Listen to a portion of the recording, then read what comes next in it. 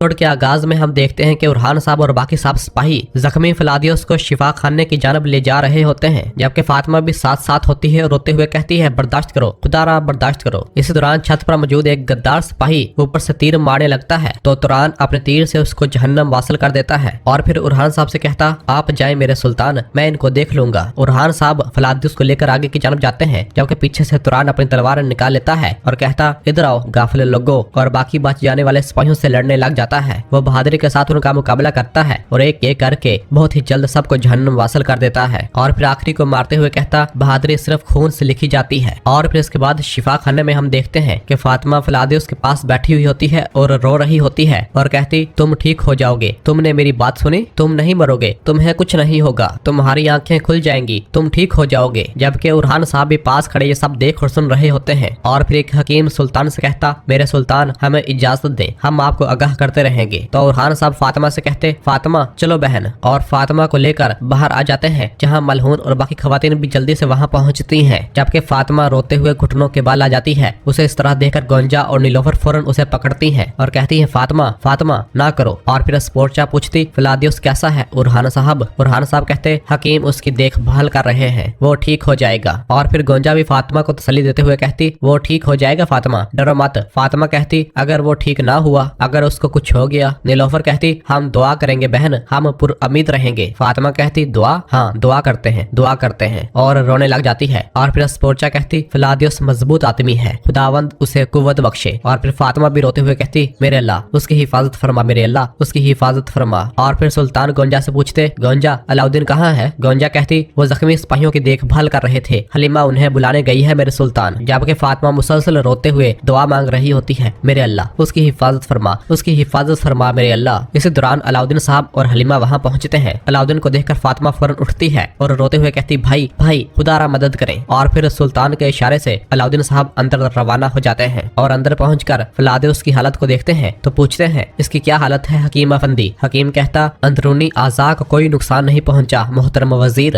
अलाउद्दीन साहब कहते ठीक है, सबसे पहले हम पेट के जख्मों की पेवंदकारी करेंगे, आप मजबूती से दबाएं। और फलादियोस का इलाज करने लग जाते हैं। और फिर हकीम फलादियोस की सांसों को देखता है तो अलाउद्दीन साहब से कहता इसका सांस रुक गया, हमने इसे खो दिया। अलाउद्दीन साहब कहते क्या? और फौरन उठते हैं और फलादियोस को देखने लग जाते हैं, उसका सांस देखते हैं और फिर अपना कान उसके दिल की धड़कन के साथ लगा कर देखते हैं जो कि बंद हो चुकी होती है और परेशान होते हुए कहते ये कैसे हुआ? और फिर कहते इन्ना लिल्लाहि व इन्ना इलैहि राजिऊन, बेशक हम अल्लाह के हैं और बेशक हम उसी की तरफ लौटने वाले हैं। बाहर उरहान साहब फातिमा और बाकी सब इंतजार कर रहे होते हैं तो अलाउद्दीन साहब बाहर निकलते हैं। फातिमा फौरन भागती हुई सामने आती है और कहती है भाई, लेकिन अलाउद्दीन साहब ने अपना मुंह लटकाया हुआ होता है और ना में इशारा करते हैं। ये देखते साथ ही फातिमा कहती नहीं नहीं नहीं हटो, और भागती हुई कमरे के अंदर दाखिल हो जाती है और फलादियोस को देखती है जहाँ हकीम फलादियोस के चेहरे को कपड़े से ढांप रहा होता है। और फिर उरहान साहब कहते फलादियोस एक बहादुर आदमी था, मरने से पहले इस्लाम की दौलत से नवाजा गया, मुसलमान के तौर पर मरा है, अल्लाह उस पर रहम करे। अलाउद्दीन साहब कहते आमीन आमीन। और फिर उरहान साहब कहते जो जरूरी है तुम वो करो। और फिर अंदर फातिमा फलादियोस के चेहरे से कपड़े को हटाती है और उसे देखती है और उसके पास बैठ जाती है और कहती है तुमने मुझसे वादा किया था, अब मैं यहाँ हूँ, तुम जा रहे हो, क्या तुमने मुझसे फिर झूठ बोला? इस बार मैं तुम्हें माफ नहीं करूंगी। सब लोग भी वहाँ मौजूद होते हैं और फातिमा को इस हालत में देख रहे होते हैं और गमगीन भी हो रहे होते हैं। और फिर इसके बाद फातिमा फलादियोस के सीने से उसी का दिया हुआ रुमाल निकालती है और कहती इस कपड़े ने हमारी तकदीर को जोड़ दिया था, अगर हमारा दिल एक साथ धड़कता है तो फिर हमारी सांसें भी एक हैं, मैं तुम्हारे बगैर सांस नहीं ले सकती, तुम मरे तो मैं मर जाऊंगी, आंखें खोलो खोलो, तुम मरे तो मैं मर जाऊंगी। और हजारों कतार रोने लग जाती है जबकि शहजादी स्पोर्चा की आंखों से भी आंसू बह रहे होते हैं और फातिमा मुसलसल फलादियोस के पास बैठी रो रही होती है। और फिर इसके बाद हम फलादियोस की रूह को देखते हैं जो कि आगे बढ़ रही होती है। सामने से आवाज आती है मेरे बेटे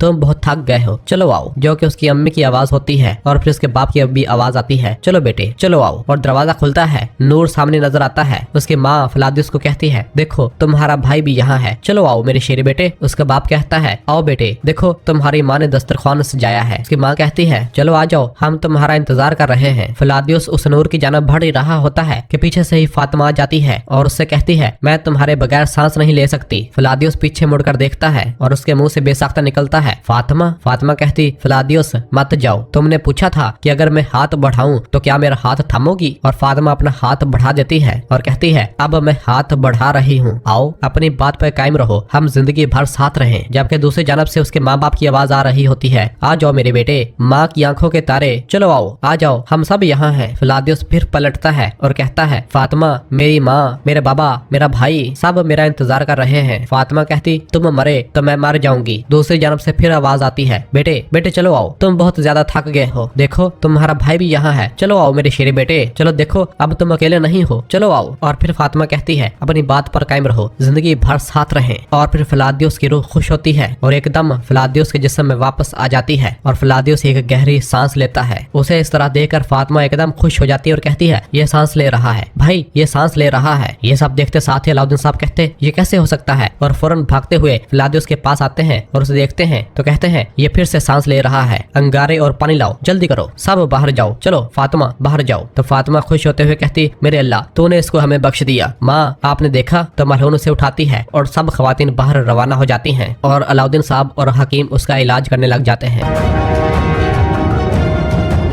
और फिर इसके बाद 3 हफ्ते गुजर जाते हैं। फातिमा महल में सुल्तान से मिलने के लिए मरकजी कमरे की जानब आ रही होती है और दिल ही दिल में कहती है, इस बार मेरे लिए दरवाजा खोलें भाई, मुझे माफी तलब करने की इजाजत दें। जबकि अंदर कमरे में खलील सुल्तान के पास मौजूद होता है और कहता है, मेरे सुल्तान, शहनशाह की जानब से खत आया था और मैंने यह शहजादी अस्पोर्चा को दे दिया। जब उसने मोहर टूटी हुई देखी तो यकीनन गुस्से में आ गई। तो सुल्तान कहते, उसे शुक्र बजा लाना चाहिए कि उसने नीलोफर को तकलीफ नहीं पहुंचाई, अगर वो ऐसा करती तो मैं इसकी लाश शहनशाह के पास भेज देता। और फिर खलील बाहर रवाना हो जाता है और जैसे ही कमरे से बाहर आता है तो सामने से ही फातिमा आ रही होती है और पूछती है, क्या हमारे सुल्तान दस्तयाब हैं? मैं उनसे बात करना चाहती हूँ खलील। फातिमा की आवाज सुनकर सुल्तान खलील से कहते, खलील मेरे पास सुनाने के लिए और ना ही सुनने के लिए कोई अल्फाज हैं। ये सुनकर फातिमा कहती है, भाई। तो सुल्तान गुस्से से कहते, कोई भी रियासत के दरवाजे को परेशान नहीं करेगा। और फिर खलील दरवाजा बंद कर देता है और फातिमा वहाँ से वापस लौट जाती है। जबकि अंदर सुल्तान सोच विचार में मुब्तला हो जाते हैं। और फिर बाहर एक सिपाही आता है और हिफाजत पर मामूर सिपाही से कहता, हमारे सुल्तान के लिए दरसून साहब की जानब से खबर लाया हूँ, ये बहुत जरूरी है। तो वो कहता, ठीक है मेरे साथ आओ, और उसे लेकर सुल्तान के पास रवाना हो जाता है। अगले मंजर में हम देखते हैं कि वो खबर सुल्तान पढ़ रहे होते हैं जो कि दरसून ने भेजी हुई होती है। उसे पढ़ने के बाद खलील से कहते हैं, खलील फौरन अराकीन मजलिस को जमा करो। खलील कहता, जो आपका हुक्म मेरे सुल्तान, और रवाना हो जाता है। जबकि खबर पढ़ने के बाद सुल्तान बहुत ज्यादा गुस्से में आ रहे होते हैं। और फिर इधर शहजादी अस्पोर्चा भी शहनशाह की जानब से वो खत पढ़ रही होती है जिसके ऊपर लिखा होता है, हमारे सल्तनत के मुस्तकबिल के लिए तुम उरहान से शादी करने पर मजबूर हो, हमारी सल्तनत के मुस्तकबिल के लिए। उस खत को पढ़ने के बाद शहजादी अस्पोर्चा को बहुत ज्यादा गुस्सा आता है और कहती है, लानत हो, और खत को मरोड़ना शुरू कर देती है और उसको थोड़ी सी आग लगाती है और जलने के लिए साइड पर रख देती है और गुस्से से बाहर रवाना हो जाती है। जैसे ही बाहर आती है तो एराज पूछती, खैर हो शहजादी, क्या कोई जरूरत है? शहजादी कहती, जी हाँ, मैं सांस लेना चाहती हूँ। एराज कहती, यकीनन, और उसके साथ खवातीन भेजने लगती है। तो शहजादी कहती, मुमकिन है तो अकेले। एराज कहती, बदकिस्मती से इस तरह से मुमकिन नहीं है। अस्पोर्चा खातून सुनते ही अस्पोर्चा उस ख्वाब को याद करती है जो उसने देखा था जब उसकी उरहान साहब से शादी हुई थी। तो कहती, दोबारा खबरदार खबरदार जो मुझे खातून कहा, और वहाँ से रवाना हो जाती है। जबकि अस्मा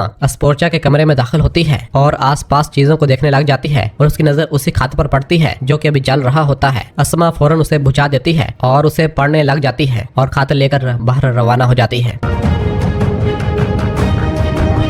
और नाज़रीन इस जगह पर एपिसोड खत्म करते हैं। मिलते हैं बहुत जल्द अगली एपिसोड के साथ। वीडियो को लाइक कर दें और जिन दोस्तों ने अभी तक चैनल सब्सक्राइब नहीं किया वो जल्दी से चैनल सब्सक्राइब कर दें और बेल आइकन घंटी वाले निशान को भी प्रेस कर दें ताकि आने वाले एपिसोड्स आपको आसानी मिल सके। दुआ में याद रखें। अल्लाह हाफिज।